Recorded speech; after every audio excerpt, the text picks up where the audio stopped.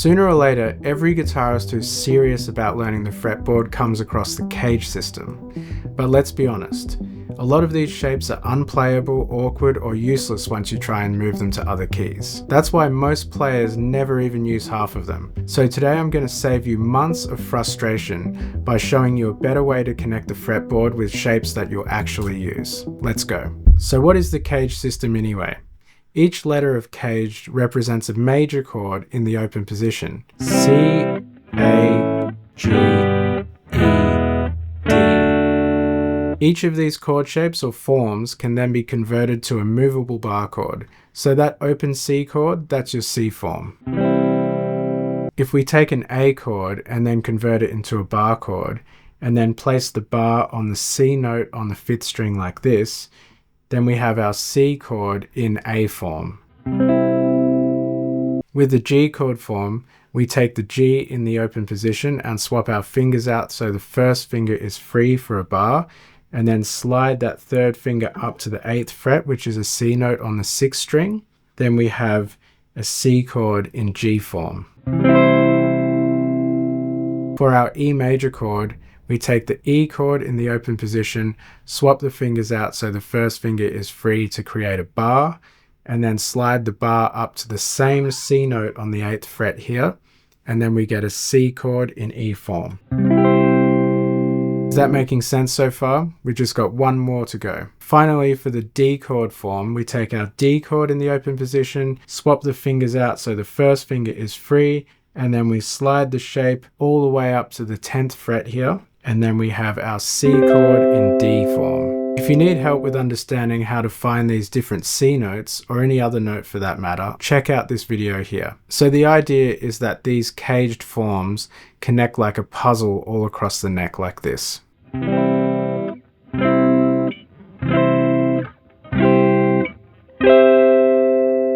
But if you're playing along, you can probably feel the problem with this. Most of these chords are not very friendly to play, and we haven't even dealt with converting them to minor chords yet. Out of the 5 CAGED shapes, C, G, and D work great as open chords, but they're rarely played as bar chords, so that leaves the E and the A form. So let's take a closer look at the C chord in its E form. The C chord is built from the notes C, E, and G, and in this chord form we have 3 Cs, 2 Gs, and 1 E. The thing is, we really don't need all of these doubled and tripled notes. Inside of this larger C chord, we can find 4 mini C chords hiding in plain sight. We have EGC, CEG, GCE, and EGC.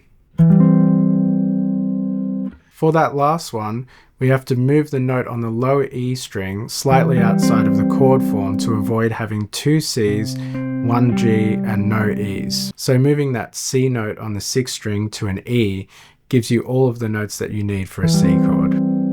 By the way, I've made a free PDF that walks you through all of these chords and more. You can download it through the link in the description. Now let's look at the C chord in A form on the 3rd fret here. Here's the mini chords that fit into it.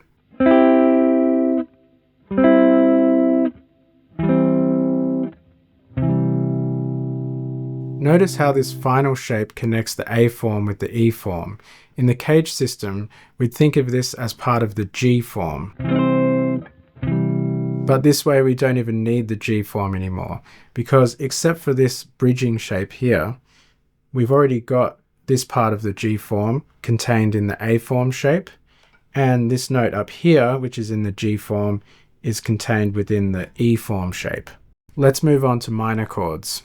For the minor version of the E form, let's move to the 5th fret to the key of A minor. This chord is made up of the notes A, C, and E, and in this form we have 3 A's, 2 E's, and 1 C. So we can follow the same process to get the mini A minor chords from the larger chord form.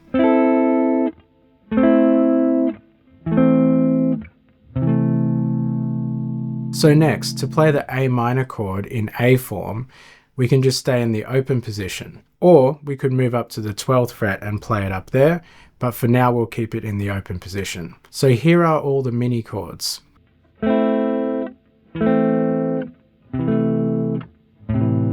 Now you have two different forms in both major and minor. So what you can do now is start mixing and matching these shapes while changing between C and A minor. This is where things start to sound a bit more musical.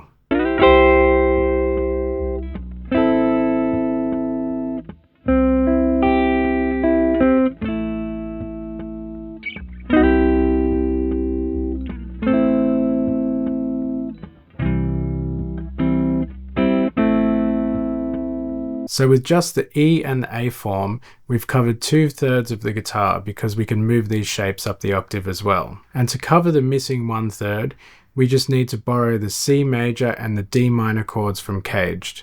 If you want to see how all these chord forms complete the fretboard map and get diagrams for everything that we've covered today, grab the free PDF below. And once you have all of this under your fingers in C major and A minor, you can change these mini chords to any key you like and move progressions all over the fretboard like this.